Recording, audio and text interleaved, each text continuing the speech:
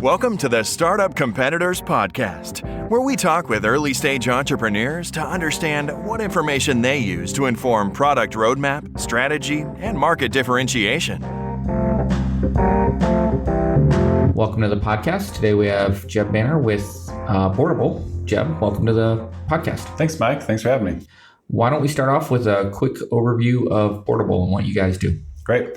Boardable is board management software, primarily for nonprofits. But actually, as of today, we just launched our starter package for startups. So we have a 10-seat, $49 a month option now. And so most of our customers are nonprofits, but we've started working with quite a few startups as well. And so it's exciting to move more into that space. Board management software is built for boards of directors that are governing nonprofits, businesses. Often it's committees using it as well, volunteers. And it's meeting-centric project management software. If you think about Basecamp's very much project-centric. Boardable is much more meeting-centric. So it's focused on helping people organize, schedule meetings, centralize documents, have discussions, take polls, mark attendance, all these things flowing through one platform that then integrates into their inbox as well as Google Drive, Dropbox, OneDrive, their calendars. So a lot of the platform is built to meet people where they are and be very easy to use, very simple and easy to use. So you can be 20 years old or 100 years old and hopefully still use the platform. We've built something that's also very affordable, intentionally so, because we want this to be something that every nonprofit can afford to use. And right now we're in 14 countries and adding countries pretty regularly. And this is a global market and it's exciting to go out there and serve it. That's awesome. So you already started to lean into my next question, which is kind of current status of the company. For somebody who's listening, maybe paint a picture of where you guys are, whatever vanity metrics you're willing to share, Sure. and or just kind of overall status. Yeah, we just finished our seed raise and we oversubscribed a little bit, which was nice. And congratulations. Thank you. And so we're really focused on execution right now. We have 5 full-time employees. We have 3 to 4 people actually that work part-time for us. Then we have sort of a small army of freelancers around content, design, development that we bring in as well. The model is to keep our core burn, our fixed burn pretty low, and then flex for growth with trusted subcontractors and people that aren't necessarily looking for a full-time job, but are very, very good at what they do. And that's worked well for us. So working with the best people in the way they want to work. The company is focused on really just nothing but growth and revenue right now. We've got things going on the product roadmap, of course, that tie to that. We're marketing-driven, sales-assisted in terms of our approach. So we're very much using internet marketing across all those different channels, paid, organic. We also have partnership channels. So we have a partnership with United Way Worldwide that grew out of our relationship with United Way Central Indiana. They were really the initial spark for Boardable. They had the list of things that they needed for their board, and we decided to take a gamble and just build a product instead of a tool. And they became one of our first customers, fantastic customer, and we love working with them. Partnership channels are important for us. We have other ones that we've developed around the country. And then we also have referrals. So the neat thing about this business is that all of these boards are interconnected. So United Way board is interconnected with the Chamber board, is interconnected with all these other, nonprofits and businesses. So as you bring on 100 new users, you bring on people that also serve on other boards. And we've started to see that viral effect start to take effect. And it's neat to see it happening in Ireland and Australia and Raleigh, North Carolina, and Africa as Boardable starts to spread in those communities. As people say, hey, this tool works. It's great. It's affordable. It's easy to use. We should be using it at this board. So those are the 4 legs of the stool we have there. And we do some direct sales too, but that's more just sort of to augment the other ones. Solid. And I didn't prep you for this question, but now I'm like totally enamored with some of the stuff you talked about, especially globally. When you get feedback from a board member who is now to help taking you to the next board and the next board and the next board because they like using the software, like, what is the biggest feedback you're hearing in terms of like the pain point that you're solving for them? Like I know why you built the software and why, what you guys think you're doing in the market, but like for them, what's just anecdotally, what are some of the things that you hear that it's like, no, for me, it's X, and then somebody else could be, for me, it's Y. Like, what are some of those things? The two things we hear the most is everything in one place and then easy to use. Everything in one place. When you think about a board, these are all volunteers mostly coming from different backgrounds. Some are going to be on their business account, email accounts, some are on Gmail. There's not a lot of really good tools out there for people that aren't on the same platform. If you're all on Gmail or all on Google, then you've got some pretty good tools. Right. You've got calendaring tools, file tools, and there's things out there you can hack. And this is really the truth of it is most of the boards that we serve did not use a competitor before they signed up for Boardable. They were just using email and they were using Dropbox and whatever else. That's part of why we're so focused on integration. I think of it as duct tape. They were duct taping together a board solution, which was getting them by, but it was extremely messy. It was time consuming. So saving time is a big deal. Increasing board engagement is also a big deal. We've seen organizations really ramp up the engagement of their boards through discussions in between board meetings, voting between board meetings, using the scheduler tool to get committees scheduled instead of the endless email volleys, or using a tool like Doodle, which isn't that great. Right. So the increased board engagement we also hear. But those two things of centralizing everything in one place, which starts to really matter like year 2 and year 3. And now we have some customers that are year 2, and we see that like, hey, having 2 years of historical data in one place, so you can go see the meeting and see the minutes and see the votes and who was in attendance, it really starts to matter in year 2 and year 3.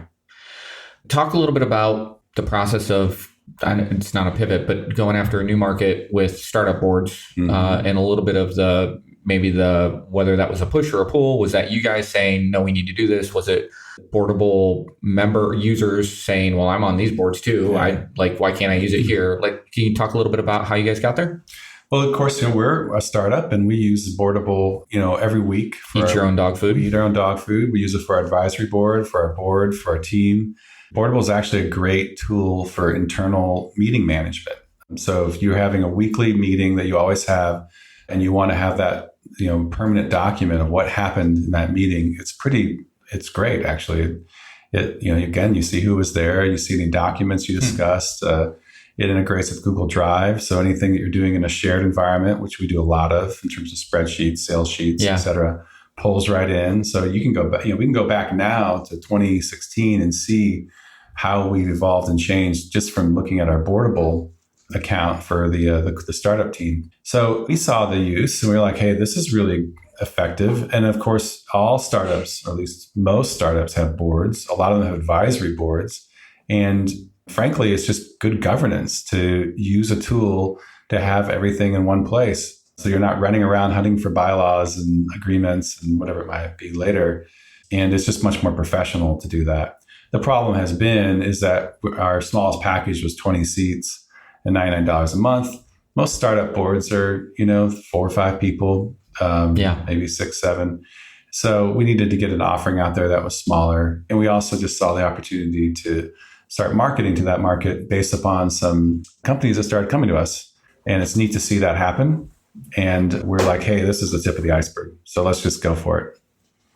That's awesome. So let's talk a little bit about competition. When you think of competitors for Boardable, who do you think of? Do you have specific named competitors in the market? Is it more abstract than that? Is it status quo? Like whether it's somebody coming to you from a marketing site or you doing the sales call from an assist perspective, what do you encounter and what does that look like? Our customers are generally mature nonprofits. And the person coming to us is either the executive director or the executive assistant, occasionally like a VP of technology or IT person, sometimes a board member or chair. And they're coming to us with usually a official request that the board has given them or mandate to go find some board management software because they're tired of doing it the way they've been doing it. We call that herding cats, where it's just been herding cats. And Sometimes it's a new chair that comes in and they use board management software somewhere else. So they're saying, let's go shop and find something new.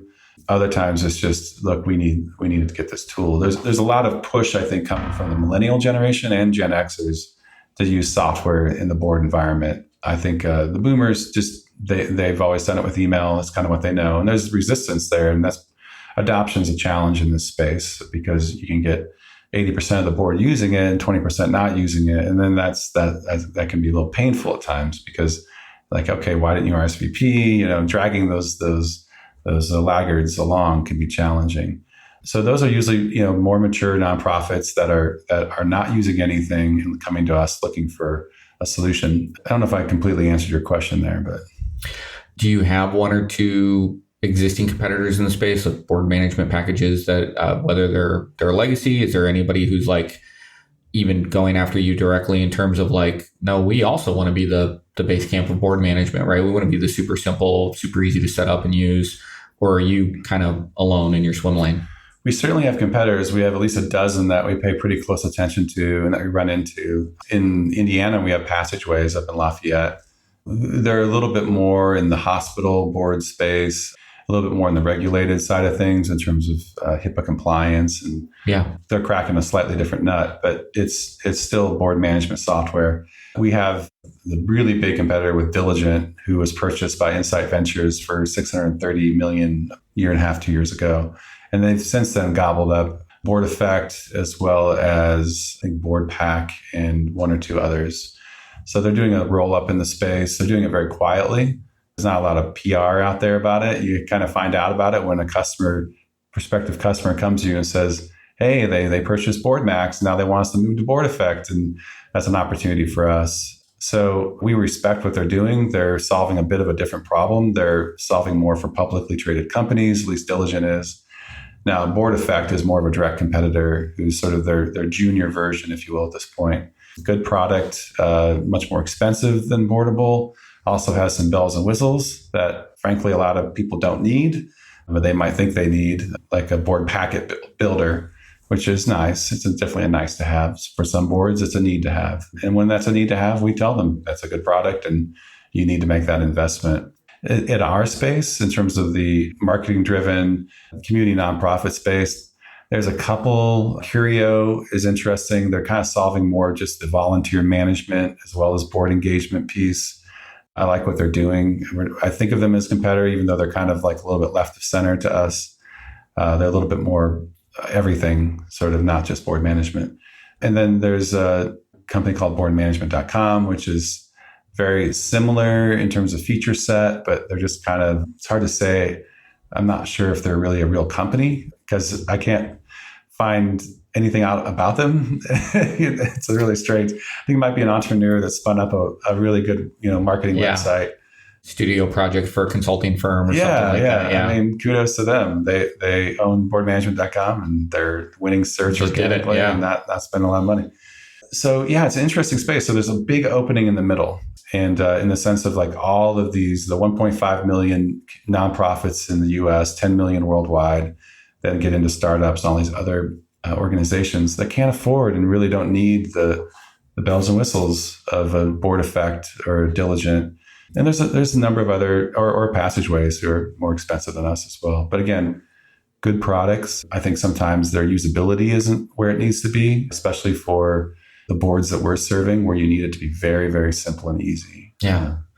So you just rattled off at least 10 companies there and a little bit of current status on each of those. So I'd love some tips. How do you stay current on all of those? Are there like any, such as Google Alerts? Like what are you doing to feed that diet, and at what interval do you do that to try to keep a thumb on the landscape?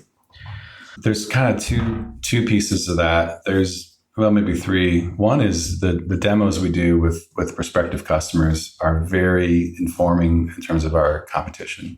They talk about, they're doing demos with these other companies. They talk about what they like and don't like. And we ask them, what have you seen out there that you really liked and need to have in your board management tool? Usually we have that. Sometimes we don't. They tell us things like, hey, we're being pushed off one platform to another. So we get a lot of intelligence just through those demos that we do. And we're very intentional about doing some discovery with customers when we talk to them. Do you capture that in a specific way? And I know you're involved in sales, and I think you have other people here who are also involved in sales. Do you guys have is there a debrief after each call? Is there a Google Sheet somewhere where you guys are dropping in comments related to this stuff? Is there any kind of structure to that kind of insight? There needs to be more. We use HubSpot. We put notes in there. We have a sales spreadsheet. We put notes in there. We have a weekly team meeting. We share out during that. Each area of the business shares out. At this point, to be honest, it's pretty much just like conversational. Because we're all in one room together. It's like, I just had a demo. They're telling us this. Okay, that's interesting. As we get bigger, I think we'll need to bring a little more structure to that kind of knowledge sharing. All right. Sorry, didn't mean to distract you. Any other tips so you learn a lot through your prospects on sales calls. Yeah. Where else do you get some of that information? Industry conferences. You learn about things there, especially the more the market moves. And then just doing research, looking at their website. It's been interesting to see more and more of our competitors go to 30-day trials, which we did, early on. I don't know if that was us, or just like they've just realized that that's smart to do. Right. Because, we want to just tear down that wall between the customer and the product so that they can get in there, no credit card, start using it full tool, like just within minutes. I think it's a no-brainer. And I think they've figured that out too, especially for a marketing driven company. Yeah. How often, I know you're in growth mode right now, so maybe the timing on this question is bad, but how often do you and the team take that kind of intel that you're getting from sales and from just kind of watching competitors and then feed that into your own product roadmap? We listen more to the customer than the competitor. The customer is way more informative to us in terms of the product than what the competition is doing. We're going after the nonprofits and startups that are currently using nothing. I often think of it as like we're competing with water. Like we're a soda and we're competing with water. It's free. It's like email. Got it. Email feels like water. It's just like you take it for granted. It feels limitless and free, right? And sadly, it is. Yeah, sadly it is. And so you got to convince them that there's something better than the free water. And so it's more important for us to follow the pain of the customer, the prospective customer, the demographic that we're going after, which is that community nonprofit, the persona. That customer is way more important to us than our competition. And we respect our competition. We think it's very important for awareness of the space to exist. And to have that, you have to have competition. We feel like we're contributing to an overall awareness that board management is a thing, that it's useful, you need it. It saves you time and money. It improves the health of the organization. All those different value propositions. Underneath that, the pain that we're trying to solve. So listening to that pain is what we're focused on. Do you find that when you're doing sales or even the marketing materials that you're producing, are you doing an education process? So specifically what I'm keying off of is the fact that if you're selling against the null state, right, they're not using board management software versus they've been using Passageways or whatever. Mm-hmm. And then, maybe they're switching to Boardable or thinking about switching to Boardable. In many ways, it's always going to be an easier sale because you would think it would be an easier sale because they at least understand what you do, right? They understand the basic value props. They understand how they could use board management software versus if somebody is potentially thinking, well, I haven't even wrapped my head around that. Why would you be better than Doodle and email and, Google Drive somewhere or Dropbox? Like, how much do you have to spend educating a prospect versus no, they're showing up, they know they need it because they've seen simplification in other parts of their life and they're just ready to go? For sure. There's a lot of education. I think there's 2 or 3 aspects to that. The most powerful form of education is storytelling. This is how United Way uses it. This is how Salvation Army or the YMCA uses it. Being able to go out there and tell the story of a customer whose board experience was greatly improved and transformed by Boardable is educational in that same sense because they see themselves through it. Are those macro level stories like the Salvation Army was able to, this isn't real, I'm making stuff up for those listening. The Salvation Army was able to increase median attendance by 20%. Like, is it macro level, or is it much more like, no, Tim, who's a board member at Salvation Army, has completely engaged in a way that, they've seen him engage in a way that he's never engaged before, where he's contributing more ideas because now he can do it in between meetings. And like, so how are you telling those stories? The story is more about the administrator having this transformative experience. So our customer is usually that administrator. Okay. They're the gatekeeper. They may not be the final decision maker, but they're definitely the one that's saying yes or no to the product, and often the one doing the hunt. So it's the person that's administrating the board, and their life looks a little bit like this. They're sending out emails constantly. They're attaching files and documents. They're trying to figure out who's attending and not attending. They're following up. They're getting emails from the board asking them for things that they frankly should have access to already. They're spending a lot of time just in their inbox. And this gets back to the herding cats thing. Just herding cats, getting people aligned and making sure they know when to show up, scheduling meetings, etc. This is the person we're talking to. We're talking to them and saying, we make your lives easier, substantially better, because now you've got one place where it all lives and breathes, and it's a point of reference that anyone can go to. And the only real hassle you have is getting people into it. And it's a hassle. We get it. That first year is the hardest year because you got to get the momentum going. Once the momentum's going, then you can move on to higher value things. And when you think about a nonprofit, there's always higher value things that someone can do with their time. Right. Every business, but certainly nonprofits. So that's who we're really speaking to with these stories. They're the ones that need to know, like, yes, there's a better way than pulling out your hair every day, going through your inbox, trying to get everybody aligned around whatever it is, a meeting, an agreement, a vote, etc. There's software that can do this and automate a lot of this. The other things that we do are more just educational around, like, what is board management software? When do you buy it? Why would you buy it? And we need to build more and more of that content out there. The things that do best in terms of marketing, though, are the stories that we tell of how we've transformed an administrator's experience. In my experience, I don't talk to very many founders who are doing marketing-driven B2B companies. But for a number of reasons. In some cases, it depends on the market you're selling to and where the buyer is, and do they even know to look for what you're selling. We experienced that in Tenant Tracker, one of our startups, which is in commercial real estate, where there's nobody's even Googling for there's no demand, the things that we're selling. So talk a little bit about, because this also plays very nicely into your background, talk a little bit about that. Just like, was that a key decision in whether or not to even run after Boardable that you could leverage? Because frankly, that is like a very desirable thing in what you hope is a high growth startup, that I don't need to hire 200 salespeople. They're going to be smiling and dialing and making phone calls that, hopefully, not that we want no salespeople, but hopefully we have enough leads coming in that are high quality that we can, feed a smaller sales team high quality deal flow. Were you intentional about that when you thought about Boardable originally, and how much did that play into product design and positioning in the market and how you thought about what you would build?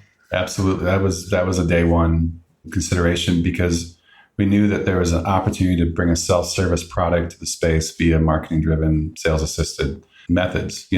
Essentially, all of our competition, for the most part, with one or two exceptions, is sales-driven. They're doing the smiling and dialing, and they're also going after the bigger accounts. If you look at this space, the only area that's crowded is that enterprise, or those sort of higher dollar to enterprise accounts. And that's because our competition's been out there for 15, 20 years, going after them with sales teams. And that makes sense. When you think about the overall market, yes, the high dollar accounts, they validate a sales approach. But when you get into the accounts that sell for $100, $200, $300 a month, you need to rely on marketing. That's also a much, much bigger market. You're talking about, 95% of the market is more in that space in terms of their needs. So, I think that from our perspective, the blue ocean opportunity here was to take something self-service, driven by marketing, sales assisted, into this space, knowing that it's got a real nice viral back end to it in terms of the way it spreads, and just over deliver on service, especially And right now, it's super critical that we over-deliver on service to build just a really wow experience for customers and build a product that's simple and easy to use, and don't let it get too polluted, as we go. And we've done a good job of that. Just keep it simple. By not being those companies, we're differentiating in a serious way. That was early on. When Andy Clark got involved, who was one of our founders, joined right after we did the beta, he was a big proponent of that, and wisely so. And he's been a big influence on Joe, Jason, and I, who were the original team when we got going. When you think 5 years out and you envision the product in your head, is it a deeper, richer product for the customers that you're serving today, meaning not-for-profit boards and startups? Or have you instead pivoted to take on PTAs and any number of other groups that might need organization help with a simple solution? Do you think of growing the product deeper so you can move upstream to bigger boards, or do you think of growing it more horizontally, maybe where you can bring in new types of users? I think that we will grow horizontally and vertically, if you will. I think that we're already seeing that happen naturally as we see off-label uses. And then we also are going after put it this way, bigger accounts are coming to us, because if you go into a community, you have that network effect and it spreads. And that's neat to see. But the product, I think, will be for as far as I can see, very much focused on the board experience, because there's some specific things to the board experience that we want to solve for. So we're focused on board management. That's the back and forth, the centralization, scheduling, all those, the blocking and tackling of board experiences. The second piece to me is engagement. How do we give the administrators the tools to really, truly increase the engagement of the board, including board giving, which is a pain point for a lot of nonprofits getting to 100% board giving. I'd love to be able to tie Boardable to really clear ROI for the nonprofit, saying, hey, the year that you didn't have Boardable, you got this board giving. The year you did, you got this. This is paying for itself. Right. That's definitely in the roadmap. That's something I think about a lot. And then, so the phase 2 being engagement, phase 3 being talent and recruiting. A big pain point for a lot of our nonprofits is board recruiting. They want to get the right people on the board. And that's also, speaking to diversity and gender. You've got an awful lot of, BoardSource just came out with a study on this. They're the governing group that looks at board governance, BoardSource, a really great organization. They put out a study to show that it's still a very, very high percentage of boards are white males in terms of the percentage of membership. It is getting a little bit better, but frankly, folks like me don't need to be 80% or whatever it is of nonprofit boards. The actual people that work at the nonprofits are much more diverse, right, and much more, male, female, actually more heavy female to male. Looks more like America, right? And I think this is a real challenge. We want to help solve that problem. We want to give new populations access to the board experience. And that's, to be honest, the thing I'm probably most excited about is giving these boards the opportunity to connect with fresh talent through a talent marketplace that begins with building on our current population of board members as they roll off, but then creates a doorway for new prospective board members to come in and say, this is my experience, this is what I care about, this is what I'm passionate about, this is what I can do, and then have that algorithm place them with opportunities that then they can potentially pursue. If somebody would like to learn more about Boardable, where do they find you? And if they would like to connect with you to ask you a question, how do they do that? Sure. Boardable.com for the website. And there's lots of good information there. And then at Jeb Banner on Twitter or jeb@boardable.com. Awesome. Thanks so much, man. Thanks, Mike. Great talking. If you're thinking of launching a SaaS product, Startup Competitors can provide data on your closest competitors, survey potential users, or provide other product validation services. Learn more at startupcompetitors.com.